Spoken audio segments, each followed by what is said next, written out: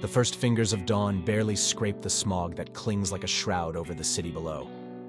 The vibration of the Black Hawk's frame is a constant reminder of the precarious thread between us and the chaos that awaits.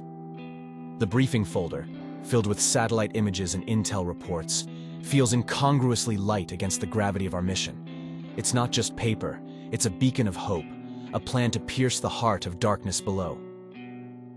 My team, silhouetted against the breaking day, are each absorbed in their pre-mission rituals. Sergeant First Class Ramirez calibrates his sniper rifle with practiced ease, each click a testament to his precision. Staff Sergeant Lee's hands dance over his communications setup, his focus as sharp as the edge of a blade. Corporal Davis inspects his explosives, the intensity of his gaze reflecting the seriousness of his task. Then, there's Corporal James Doc Henley, our new medic, isolated in his contemplation, the photo of someone dear clutched tightly. The determination etched into his features belies his youth, a clear sign of the burdens he's already borne. The loss of Sergeant Brooks, our previous medic, has left a void in our unit. Her bravery and skill were unmatched. But observing Henley, I'm struck by a sense of continuity, a belief that her spirit endures in his dedication. Brooks was a formidable soldier and a better friend. Her legacy is a challenge Henley seems ready to meet. 10 minutes to LZ. The pilot's warning jerks us back to the present, the imminent reality of our descent. I secure the briefing folder and rise to address my team, their faces turning towards me. This is it, I say, my voice cutting through the hum of the rotor blades. Stay sharp, stick to the plan. We're here to retrieve the data and get out. Remember, it's not just about us, it's about what we can do for those affected by this nightmare. I pause, locking eyes with Henley. Brooks saved us more times than I care to count. Her legacy is in your hands now. Don't let us down. Henley's response is a nod, solid and sure. I won't, Captain. As the helicopter descends, the city's ravaged visage looms closer, a stark canvas of desolation and despair. The moment we touch down, chaos erupts around us. The door gunner unleashes a torrent of fire, holding back the advancing horde of mutated beings that have detected our presence. Their grotesque forms surge from the shattered remains of buildings, a tidal wave of hunger and rage. Move, move, move! I shout, leading the charge out of the helicopter. Our boots hit the ground running, gunfire covering our advance. Henley is right beside me, his medical bag clutched in one hand, a pistol in the other, ready to fight or heal at a moment's notice. We form a tight circle, backs to each other as we push forward. The mutated humans are relentless, their distorted cries a chilling reminder of the city's fate. But we're not here to be overwhelmed. We're here to fight, to reclaim hope from the jaws of despair. The intensity of our landing has stirred the hornet's nest, but it's also given us the momentum we need. With Ramirez picking off attackers from the rear, Lee coordinating our movements, and Davis setting explosive traps to cover our advance, we carve a path through the chaos. As the Black Hawk lifts off behind us, its rotors kicking up a maelstrom of dust and debris, we plunge into the heart of the city. The mission is clear, the stakes higher than ever. But in this moment of explosive action and unyielding resolve, I feel Sergeant Brooks's spirit guiding us, her legacy a beacon in the darkness. The acrid stench of decay assaults my senses as we advance. The desolation of the city a grim testament to the horror that has unfolded here. Buildings, once towering symbols of prosperity, now loom as hollowed husks, windows darkened and walls crumbled. The streets are eerily silent, a stark contrast to the chaos we left at the LZ. Yet, every shadow, every unexplained sound sends a ripple of tension through our ranks. We are deep in enemy territory. Every step forward a defiance of the odds stacked against us. We move in a tight formation, Ramirez covering our six with an eagle eye, while Davis leads, his breaching tools at the ready. Lee's voice is a constant murmur in my ear, a live wire to the world beyond our immediate hell. And Henley, his medical bag slung over his shoulder, moves with a purpose that belies his years. The loss of Brooks is a wound that festers still, her absence a void in our midst. Yet, Henley steps into the breach with a resolve that commands respect. He may not fill the void, but he forges his own path, a beacon of hope in this maelstrom of despair. The mission is clear. Reach the lab, retrieve the data, and extract. Simple on paper, a nightmare in execution. The city is a maze, each turn a potential ambush, every open space a killing field. We've faced monsters before, but nothing prepares you for the sight of your fellow man, twisted beyond recognition. Eyes hollow, driven by a hunger that knows no reason. Our progress is slow, methodical. Davis deftly navigates us through booby-trapped alleyways, remnants of civilian attempts to stave off the inevitable. Ramirez's sniper rifle is a silent reaper, picking off distant threats before they can converge on our position. Lee's tech gear buzzes and whirs, and Henley, his eyes always scanning, is a guardian angel in combat boots, his medical kit at the ready for the slightest sign of injury. The first real test of our resolve comes not from the mutated, but from the city itself. An explosion, triggered by a trap we missed, rocks the ground beneath us, sending shrapnel flying. I'm on the ground before I know it, ears ringing, vision blurred. Around me, the world is chaos, dust and debris clouding the air. Henley is at my side in an instant, his hands steady as he checks for injuries. "We're okay," I manage to shout, my voice hoarse. The team regroups, shaken but unbroken. Davis mutters a curse, blaming himself, but there's no room for guilt. Not here, not now. We push forward, our vigilance redoubled. As we navigate the treacherous streets, the mutated begin to take notice. They come at us in waves, a sea of twisted limbs and snarling faces. Our formation tightens, a circle of defiance in the face of the onslaught. The combat is relentless, a dance of death on the razor's edge of survival. Each encounter leaves us scarred, physically and mentally. The weight of command bears down on me, each decision a heavy stone in the burden I carry. But we are more than a team. We are a family, bound by a shared resolve to see this mission through. As the day wanes, the city's shadows grow longer, a darkness that seeps into the soul. Yet, we do not falter. We cannot. The hope of a cure, a beacon in the night.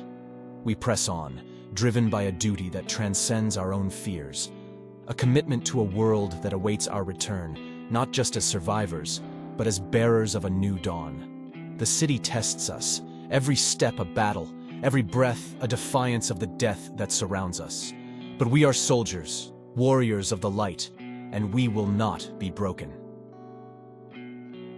The stench of the sewers is a harsh welcome as we descend, leaving the deceptive calm of the city's streets for the bowels of hell itself.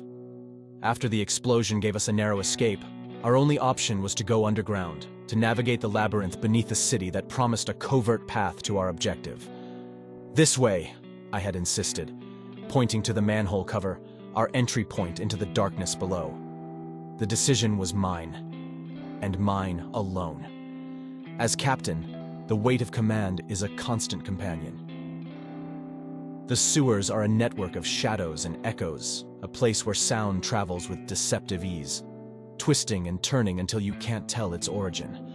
We move with caution, our lights dimmed to avoid drawing attention, but the sense of being watched is palpable. It's not long before we realize we're not alone down here. The mutated have adapted to the darkness, their eyes gleaming like coals in the light of our torches.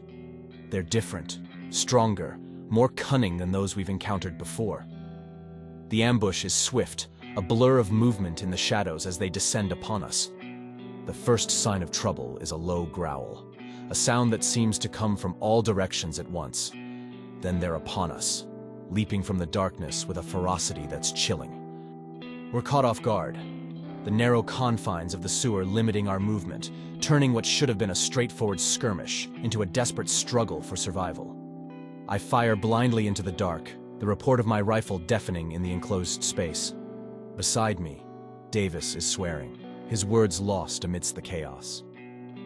"Fucking hell," he manages, just before a mutated throws him against the wall with inhuman strength.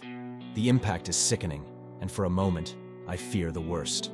We're fighting back to back, a tight circle of defiance in the dark, but it's clear we're outmatched. Henley is doing his best to cover our six, but there's panic in his eyes, a mirror of my own fear.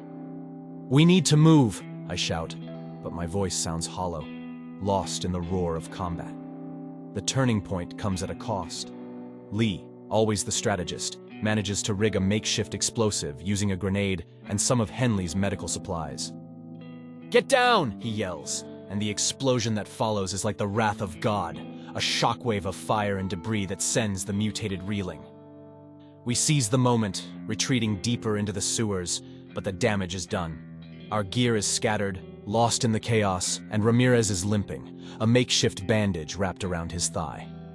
The look he gives me is one of grim determination, a silent vow that he's not out of the fight. Not yet. But it's not just the physical injuries that take their toll. The close call in the sewers, the realization that we're walking a razor's edge between life and death, begins to wear on us. The tension that's been simmering beneath the surface finally boils over when Lee suggests an alternate route, one that he believes will be safer, but will take us further from our objective. "I said we go through the sewers," I snap, the strain of command making my voice harsher than intended. "It's the quickest way to the lab." Lee meets my gaze, his expression one of frustration. "And look where that got us, Captain. We need to think about survival first." The argument escalates, voices raised in anger, a reflection of the fear and exhaustion we all feel. It's a raw moment, one that lays bare the fractures within our unit, the cost of the choices we've made. In the end, it's Henley who breaks the tension, his voice a quiet reminder of our purpose. "We need to focus on the mission," he says, and there's a wisdom in his words that belies his youth. Fighting amongst ourselves won't get us any closer to the cure. He's right, of course. The mission is what matters, the reason we're here in this god-forsaken city, fighting monsters in the dark. With a collective sigh, we regroup, pushing forward with renewed determination. But the fear remains, a lurking presence in the back of my mind, a whisper that we may not make it out of here alive. And as we navigate the twisting tunnels of the sewer, the lab our beacon in the darkness, I can't help but wonder if this mission is a fool's errand, a last, desperate gamble in the face of the apocalypse. But there's no turning back. We have our orders. Come hell or high water, we would see it through. The stink of the sewers clings to us long after we've emerged, a foul reminder of the ordeal below. Each step away from that dank hell feels like a small victory, but the relief is short-lived. The city awaits, its silent streets a maze of shadows and danger. We're battered, our bodies a roadmap of bruises and cuts. Emerging into the remains of what once was a bustling neighborhood, the quiet is unsettling. We've become accustomed to the constant threat of ambush, the snarls of the mutated lurking around every corner. Yet here, there's something different in the air, a palpable sense of desperation, but also of life, clinging stubbornly to the ruins. It's Davis who spots them first, a group of civilians huddled in the shell of a bombed-out building. My first instinct is to pull back, to avoid any unnecessary complications. But the sight of them, so fiercely determined to survive in this hellscape, halts my steps. They're a ragged band, men, women, and children. Their eyes wary but alight with a spark of something I thought lost to this city: hope. Approaching them is a risk, but one glance at my team tells me it's not up for debate. "Stay sharp," I murmur, my voice barely above a whisper as we make our approach. The encounter is tense, a standoff not of violence, but of mutual distrust. Yet, beneath the veneer of wariness, there's a shared understanding. They, too, are survivors, battling not just the mutated, but the very city itself. One of them, a woman with steel in her gaze, steps forward. "You're military," she states, not a question, but a fact. Her name is Amber, and she quickly becomes our window into the resilience of those left behind. They've been surviving on scraps, avoiding the mutated by moving through the city's forgotten paths. As they share their knowledge of the city, a plan begins to take shape. The lab is still miles away, but with their help, we might just stand a chance. The respite is brief. The mutated are never far, drawn by noise, by life. An attack is imminent, a horde larger than any we've encountered. There's no hesitation, not really. This is what we do. We protect, we survive. The battle is a blur of gunfire and chaos, the air thick with the stench of death. We fight back to back with the civilians. It's a brutal, desperate fight. But we're not just fighting for survival now. We're fighting for something greater, for a glimpse of humanity in a world gone mad. And as the last of the mutated falls, the silence that follows is not just the absence of noise. It's a moment of profound clarity, a realization that even in the darkest of times, hope persists. The victory is hollow, the cost etched in the faces of those we've fought alongside. These civilians, with their unwavering spirit, have reminded us of what we're fighting for. It's not just about reaching the lab or completing the mission. It's about reclaiming a part of ourselves lost to the chaos, about fighting for the echoes of humanity that survive, even here, in the heart of darkness. As we prepare to move on, the path ahead seems a little less daunting. The lab is still miles away, the city between us and our goal fraught with danger. But we're not alone. In the faces of those we've saved, in the resilience of my team, I find a renewed strength. The lab stands as a grim monolith amidst the ruins, its foreboding presence a stark reminder of our mission's weight. The journey here has been a relentless gauntlet, our bodies bearing the silent testament of every skirmish and narrow escape. The air, thick with the anticipation of the horrors that await, does little to deter our resolve. This is where our path has led us, through the chaos and the darkness, to this final stand. As we breach the lab's perimeter, the mutated descend upon us with a ferocity that borders on the supernatural. Among their ranks, the mutated animals are the stuff of nightmares, their forms twisted into grotesque parodies of nature. The air is filled with the sounds of battle, a cacophony of gunfire, snarls, and the determined shouts of my team. The engagement is brutal, a testament to the desperation on both sides. Davis's explosives light up the night, creating brief moments of respite in the unending onslaught. Henley moves between us, a constant guardian, his presence a flicker of hope amidst the despair. It's in this chaos, as we inch closer to our goal, that tragedy strikes. Lee, ever the strategist, finds himself overwhelmed, a mutated behemoth bearing down upon him with lethal intent.